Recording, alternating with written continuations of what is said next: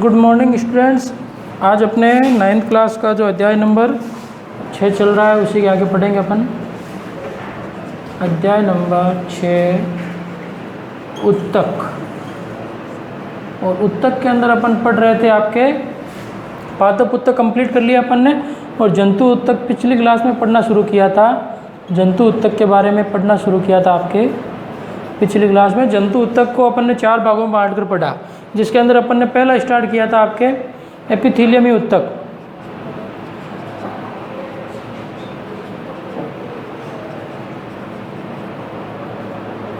एपिथेलियमी उत्तक। तो पिछली क्लास में अपन ने एपिथेलियमी उत्तक स्टार्ट कर लिया था। 4 प्रकार के उत्तक थे: पेशी उत्तक, एपिथेलियमी उत्तक, तंत्रिका उत्तक और संयोजी उत्तक। ये 4 प्रकार के उत्तक थे, जिसमें पहला उत्तक अपन ने एपिथेलियमी उत्तक पिछली क्लास में पढ़ना शुरू किया, जिसके अंदर अपन ने पढ़ लिया था कि ये कहाँ पर पाया जाता है। अपने मुख, त्वचा, आहार नली, रक्तवाहिनियों की नली के अंदर, फेफड़ों के स्तर के अंदर, सभी के अंदर पाया जाता है। ठीक है ना। ये चीज़ें अपन ने कंप्लीट कर ली थी आपके पिछली क्लास में। और ये अनवरत परत होती है। फिर अपन ने इसको एपिथेलियमी उत्तक को भी 3 भागों में बांट कर पढ़ने की कोशिश की कि अलग अलग जगह पर पाए जाने वाले। इसके आधार पर सबसे पहले अपन ने इसके अंदर पढ़ा स्तरित सल की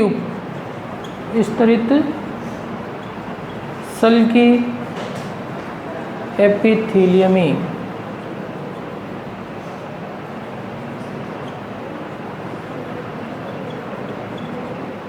स्तरित सल की एपिथेलियमी उत्तक। इसके अंदर ये कहाँ पर पाया जाता है आपके, ये आहार नली या मुख के स्तर में रक्षात्मक कवच के रूप में। आहार नली जो अपने पाचन तंत्र का भाग है, आहार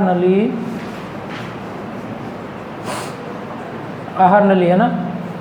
इसके अंदर जैसे ग्रास नली, ग्रसनी, तंत्रिक, ये आपके आमाशय, छोटी आंत, बड़ी आंत, ये सब मिलकर क्या बनाती है आपके आहार नली बनाती है। इसके स्तर में सल्कों के रूप में पाई जाती है ये आपके।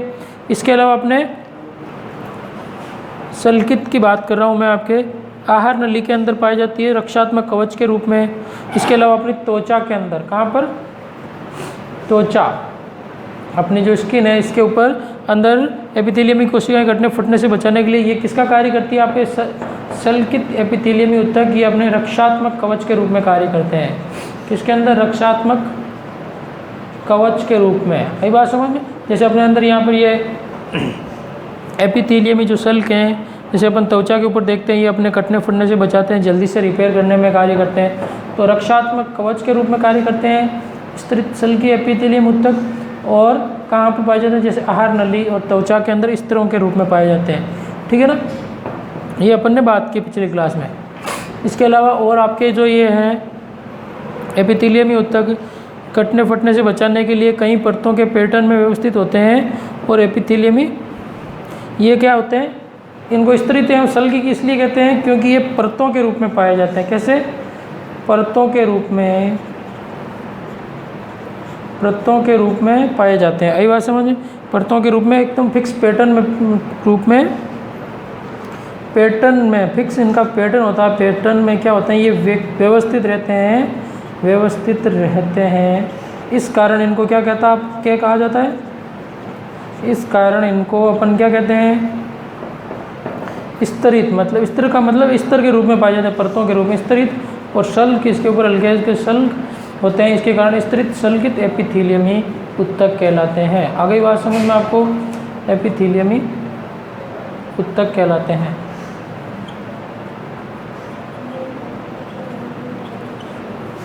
आगे बात समझ में, ये आपके क्यों कहते हैं इनको स्तरित, परतों के रूप में फिक्स पैटर्न में व्यवस्थित होते हैं, इसके कारण इनको क्या कहते हैं, स्तरित सल्कित एपिथेलियमी उत्तक कहते हैं। आगे बात समझ में दूसरी।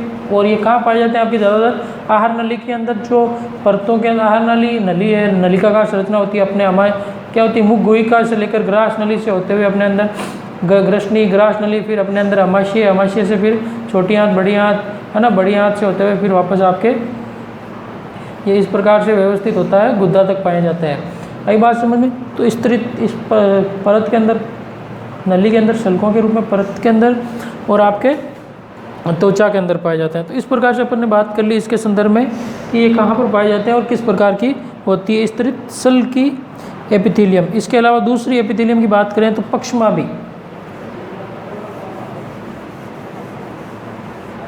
दूसरी बात करें अपन पक्षमाभी एपिथेलियमी ऊतक।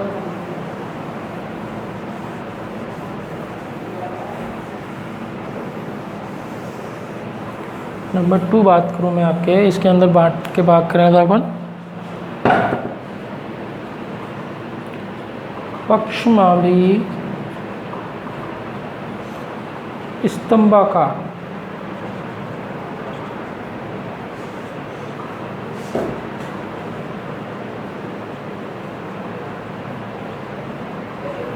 पक्षमाभी स्तंभाकार एपिथेलियमी ऊतक। अब इसके अंदर अपन बात करें पक्षमाभी, तो ये अपने अंदर क्या होते हैं, स्तंभाकार एपिथेलियमी ऊतक ये पाए जाते हैं अपने अंदर। जो अपनी आंत्र होती है, आंत के भीतरी स्तर के अंदर जो छोटी आंत है, बात करें अपन, आंतें दो होती है अपने अंदर, एक तो छोटी और एक बड़ी आंत। नाम इनका उल्टे है ना। छोटी आंत है जिसकी लंबाई क्या होती है आपके ज़्यादा होती है, और बड़ी आंत है उसकी लंबाई क्या होती है, कम होती है। आई बात समझ में?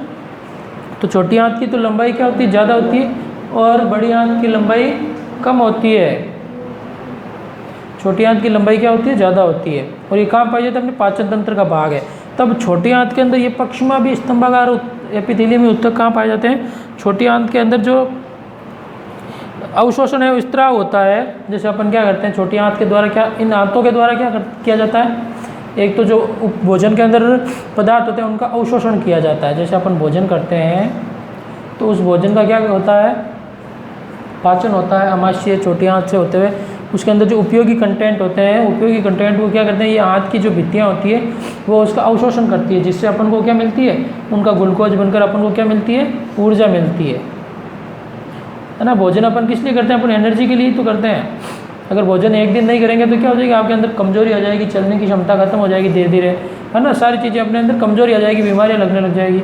तो भोजन के अंदर अवशोषण करने का कार्य कौन करता है, ये आंत करती है।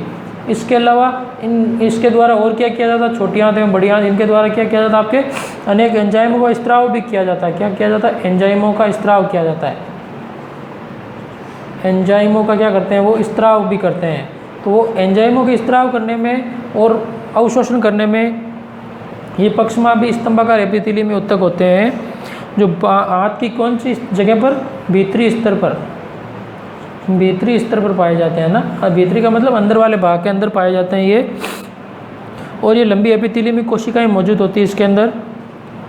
ये स्तंभाकार एपिथेलियम अवरोध को पार करने में सहायता करते हैं। उसी प्रकार ये आपके पाए जाते हैं आंत के अंदर। इसके अलावा श्वास नली में,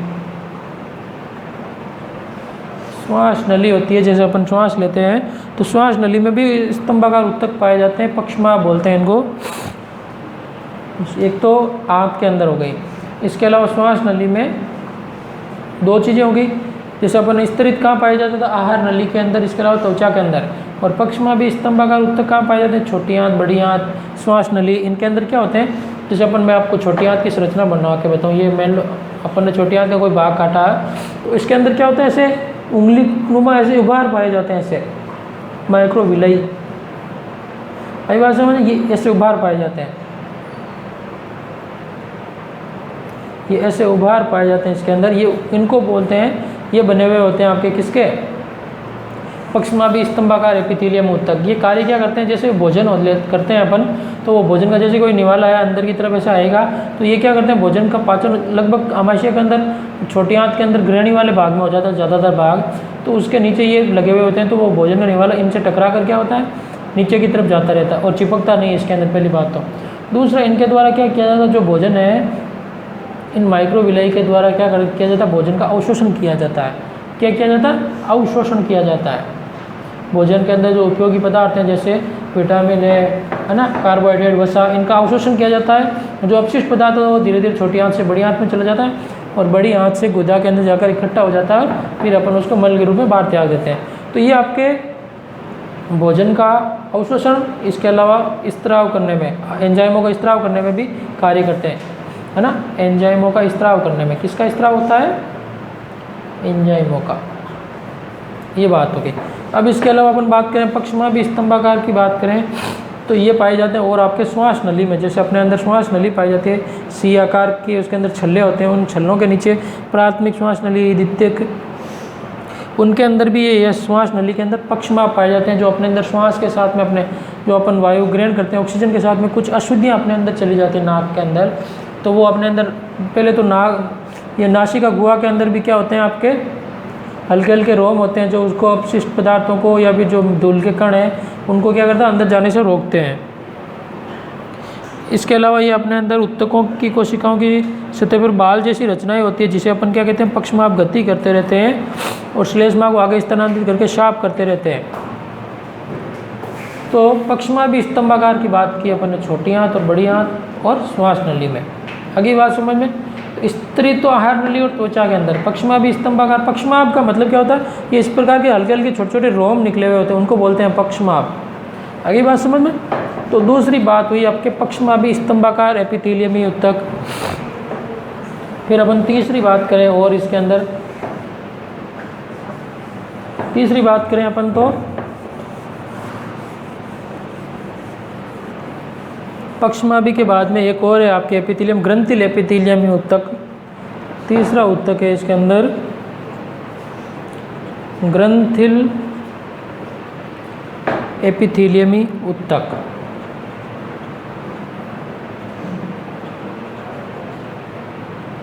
ग्रंथिल एपिथेलियमी ऊतक। तो ग्रंथिल एपिथेलियम ऊतक ये आपके पाए जाते हैं वृक्कीय नलियों एवं लार ग्रंथि की नली में स्तर का निर्माण करते हैं। तो ग्रंथिल एपिथेलियम ऊतक कहाँ पाए जाते हैं आपके, पहली बात तो घनाकार एपिथेलियम वृक्कीय नली, ये घनाकार एपिथेलियम ही होते हैं जो आपके वृक्कीय नली के अंदर, वृक्क किडनी, आई बात समझ में, वृक्कीय नली के अंदर। और दूसरी जगह इसकी है आपके लार ग्रंथि में, लार ग्रंथि की नली में, किसके अंदर, एपिथेलियम में लार ग्रंथि की नली में स्तर का निर्माण का कार्य करते हैं। आई बात समझे। जहाँ ये दोनों को क्या करते हैं, इनका कार्य होता है आपके यांत्रिक सहारा प्रदान करना। क्या होता है यांत्रिक सहारा, मतलब इनको सीधा खड़ा रखने में सहारा प्रदान करना। और इसके अलावा ये बात करें अपन तो एपिथेलियम की कोशिकाएं प्राय ग्रंथि कोशिकाओं के रूप में अतिरिक्त बातें मतलब विशेषता अर्जित करता है और ये पदार्थों को स्त्राव भी कर सकता है। इनके अंदर क्या करते हैं, लार ग्रंथि के अंदर या फिर वृक्क की नली के अंदर पदार्थों के स्त्राव में भी, पदार्थों के स्त्राव में भी क्या करता है, ये आपके सहायता करता है। कभी कभी ये ऊतक कुछ भागों में अंदर की ओर मुड़ा हुआ होता है, जिसे अपन बहुग्रंथि का निर्माण भी करता है।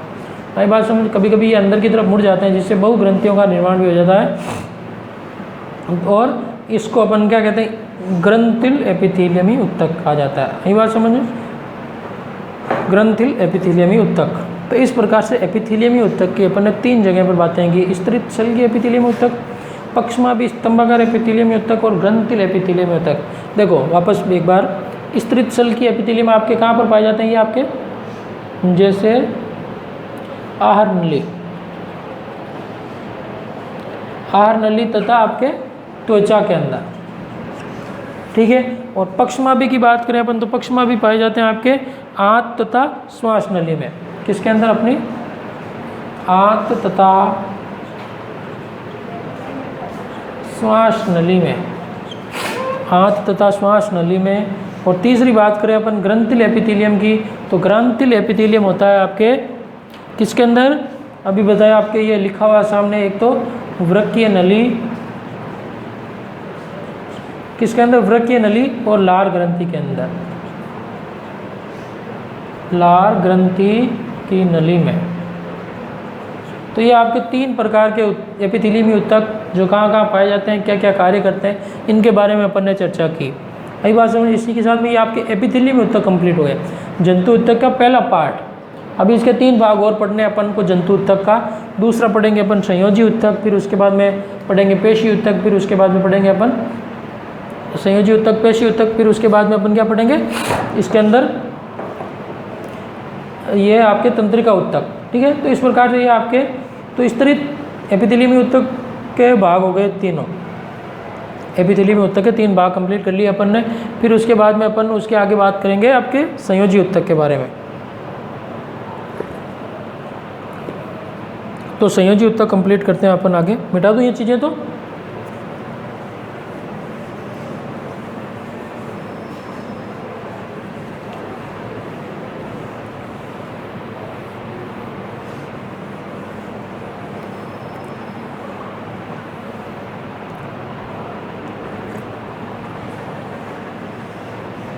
जंतु ऊतक के अंदर पहला पार्ट कंप्लीट हुआ।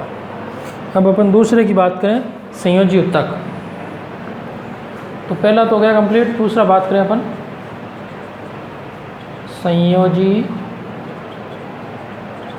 ऊतक।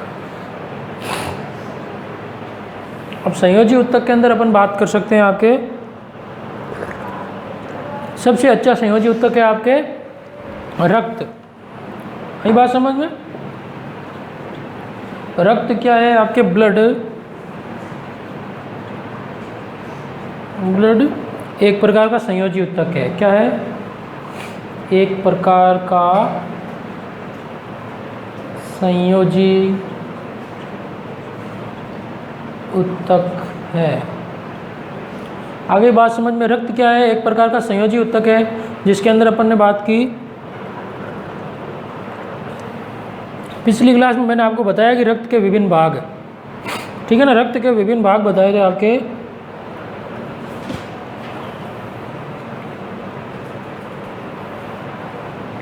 जिसके अंदर देखो एक बार वापस बता देता हूँ आपको। रक्त के विभिन्न भागों के अंदर अपन बात करें संयोजी ऊतक है। तो रक्त के प्रकार देख लेते हैं अपन, है ना। रक्त के अंदर प्रकार कौन कौन से होते हैं जिसके बारे में चर्चा करें अपन। तो देखो रक्त को 2 भागों में बांट सकते हैं अपन। एक बार वापस देखो, बना लो आप भी। रक्त, ब्लड। अब रक्त को अपन 2 भागों में बांटते हैं। सबसे पहले एक तो होता है आपके प्लाज्मा और दूसरा होता है आपके कणिकाएं। आई बात समझ में। एक तो होता है आपके प्लाज्मा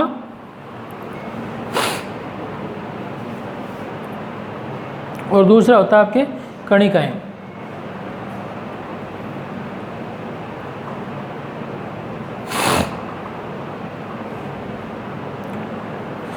अब इसके अंदर अपन बात करें तो प्लाज्मा तो आपके क्या है, रक्त का 55% भाग बनाता है। क्या बनाता है?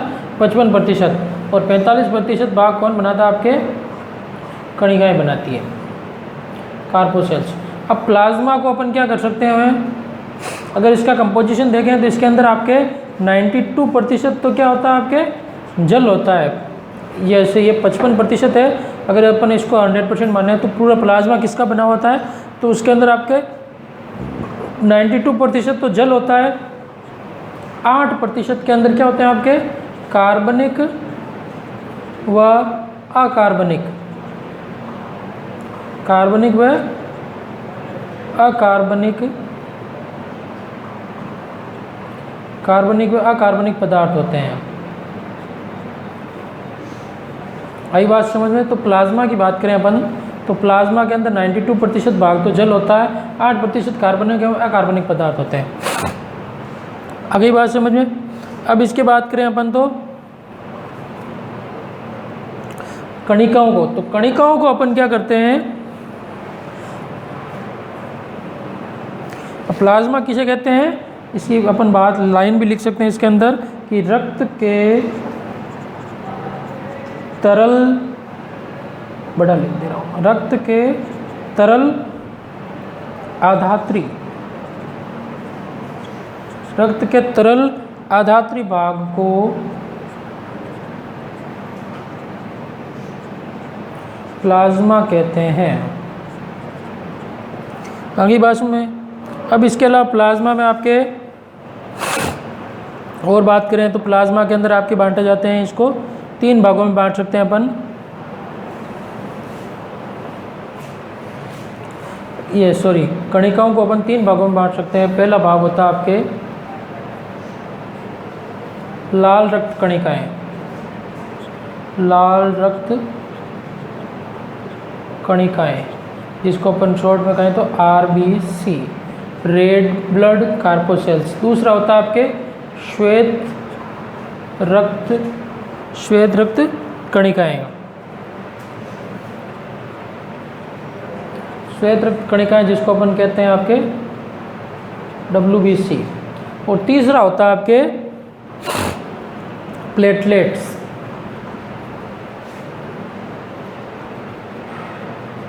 तीसरा क्या होता है? प्लेटलेट्स। आगे बात सुन। अब लाल रक्त कणिकाओं को अपन क्या कर सकते हैं, ये आपके जो कणिकाएं होती है उसका 99% भाग होता है लाल रुधिर कणिकाएं। इसके अंदर ही क्या होता है आपके हीमोग्लोबिन वर्णक होता है, हीमोग्लोबिन वर्णक, जिसके कारण क्या होता है, लाल रक्त रुधिर का रंग लाल होता है। यही बात समझ में। अब WBC को अपन क्या कर सकते हैं, जो आपके WBC होती है इनको अपन क्या कर सकते हैं, 2 भागों में बांट सकते हैं। WBC को कितने भागों में? 2 भागों में बांट सकते हैं, जिसके अंदर एक तो होता है आपके कणिकाणु, एक होता अकणिकाणु। यही बात समझ में। एक तो होता है आपके कणिकाणु, दूसरा होता है आपके अकणिकाणु। और अब इससे अपन कणिकाणु को 3 भागों में बांट सकते हैं। आपके कणिकाणु के कितने भाग हो सकते हैं? 3 भाग। ऊपर लिख दूं क्या कणिकाणु और अकणिकाणु? नीचे आपको दिखेंगे नहीं, इस साइड में लिख दे रहा हूँ, ठीक है। पहले तो आपके ये कणिकाणु, आप उसके नीचे ही बना लो, इधर जगह नहीं है इसके कारण मैं कणिकाणु को नीचे लिख रहा हूँ। कणिकाणु के 3 भाग कर रहा हूँ मैं आपके। कणिकाणु के 3 भाग होते हैं, जिसके अंदर अपन कह सकते हैं, पहला होता है इयोसिनोफिल। क्या होता है? इयोसिनोफिल।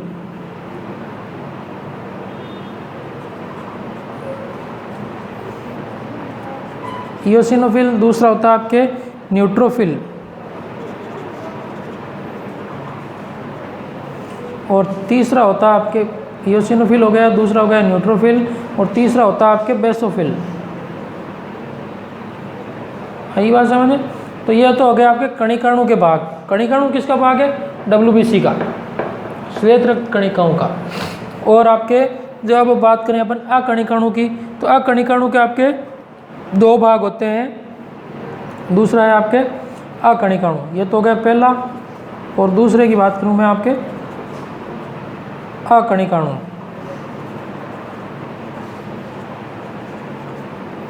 अकणिकाणु को अपन 2 भागों में बांट सकते हैं। आपके लिम्फोसाइट और दूसरा होता है आपके मोनोसाइट। आगे बात समझ में। तो इस प्रकार से ये आपके श्वेत प्लेटलेट्स का कोई भाग नहीं होते। प्लेटलेट्स का कार्य क्या होता है, आपके रुधिर के अंदर जो आपके थक्का बनता है उसके अंदर जिम्मेदार होता है प्लेटलेट्स। लाल रुधिर कणिकाओं, इनका जीवन काल आपके लगभग 120 दिन का होता है ना। 120 दिन जीवित रहती है, इसके कारण ये बाद में वो मृत हो जाती है। लाल रक्त कणिकाएँ। WBC अपने अंदर क्या करती है, सैनिक का कार्य करती है WBC, है ना। और प्लेटलेट्स अपने अंदर रुधिर का थक्का बनाने के लिए जिम्मेदार होती है। तो इस प्रकार से ये रक्त के विभिन्न भाग बताए मैंने आपको, जो आपके 10th क्लास में दिए हुए हैं पूरे डिटेल से, है ना। कणिकाणु और अकणिकाणु, जिसके अंदर अपन ने बात की, उतार लिया। ये इम्पोर्टेंट चीज़ें, काम में आने वाली बातें हैं। और कणिकाएँ होती है, मतलब कोशिकाएँ कह सकते हैं या कणिकाएँ कह सकते हैं। अब इसके अंदर क्या होता है, आपके RBC होता है। पूरा कणिकाओं का जो 45% भाग है उसका 99% भाग तो RBC होता है। बाकी 1% के अंदर ही आपके WBC और इसके अलावा क्या होते हैं, आपके प्लेटलेट्स होते हैं। आई बात समझ। 1% भाग के अंदर आपके WBC और प्लेटलेट्स होते हैं। ये तो हो गया आपके इसका वर्गीकरण रक्त का। मिटा दूँ, इंपॉर्टेंट लगा के देख लेना, क्वेश्चन आता है। ये आपके कंपटीशन लेवल का क्वेश्चन कोई भी देख लो, रक्त में से क्वेश्चन आता है। इसके अलावा आपके जो कंपटीशन के अलावा भी खूब सारे जो एग्ज़ाम होते हैं आपके सिलेबस में है, तो आपको ध्यान रखना ही है, ठीक है। तो ये किसके भाग हो गए, आपके WBC के भाग हैं। White blood corpuscles, question full form भी पूछ लेते हैं। RBC का पूरा नाम क्या है, तो लाल रुधिर कणिकाएँ, लाल रक्त कणिकाएँ, रेड ब्लड कार्पोसेल्स। WBC का पूछ लेते हैं, वाइट ब्लड कार्पोसेल्स। आई बात समझ। इनको इरिथ्रोसाइट्स, इसको ल्यूकोसाइट्स, उसको थ्रोम्बोसाइट भी कहते हैं। इनके नाम एक और भी है, लाल रक्त कणिकाएँ होती है ना, इनको बोलते हैं इरिथ्रोसाइट्स। क्या बोलते हैं? इरिथ्रोसाइट। WBC को बोलते हैं ल्यूकोसाइट और प्लेटलेट्स को बोलते हैं थ्रोम्बोसाइट्स। यही बात समझ में? तो ये इसके नाम भी हैं, ये भी ध्यान रखें आप।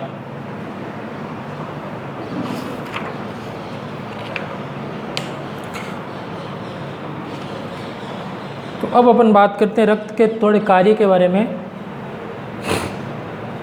मिटा दूँ ये बाकी चीज़ें तो अपन ने उतार ली होगी, ठीक है ना। अब इसके आगे बात करते हैं अपन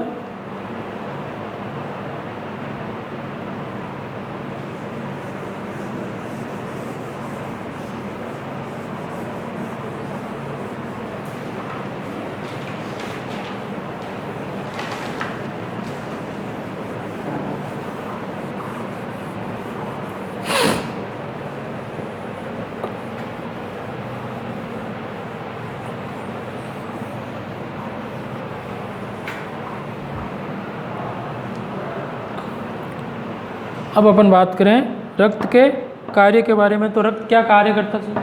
दूसरा पढ़ रहे थे अपन, संयोजी उत्तक।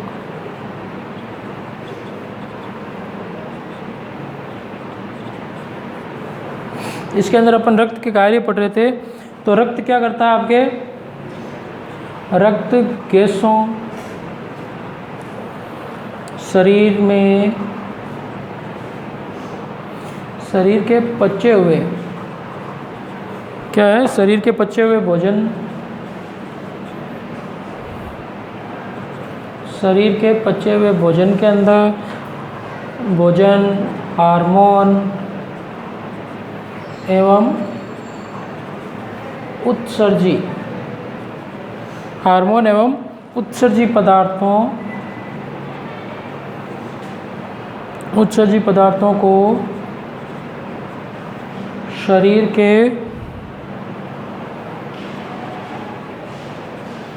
एक भाग से, उत्सर्जी पदार्थों को शरीर के एक भाग से दूसरे भाग में संवहन करता है।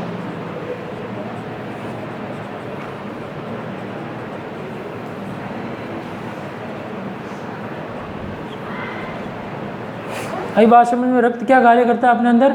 एक भाग से दूसरे भाग में कार्य करता है, एक भाग से दूसरे भाग में कार्य करता है। आई बात समझ में? एक भाग से दूसरे भाग में संवहन का कार्य करता है।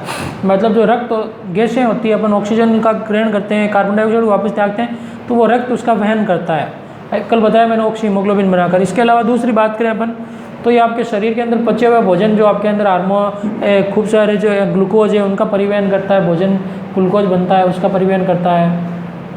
हार्मोन का परिवहन करता है, जो ग्रंथियाँ होती है, पीयूष ग्रंथि, थायराइड ग्रंथि, है ना, एड्रिनल ग्रंथि, इनके द्वारा जो हार्मोन होते हैं, इनका स्त्रावन किसमें किया जाता है? रक्त का स्त्रावन अंतःस्रावी ग्रंथियों के अंदर।